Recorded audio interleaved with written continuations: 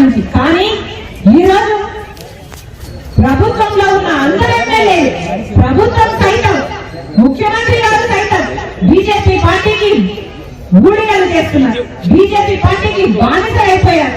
ఆంధ్ర రాష్ట్ర ప్రజలకు కూడా బీజేపీ పార్టీకి బానిసలు చేయాలన్న ప్రయత్నం చేస్తున్నారు. ఆంధ్ర రాష్ట్ర నాయకులు మాత్రం బీజేపీ పార్టీకి బానిసలైపోయారు.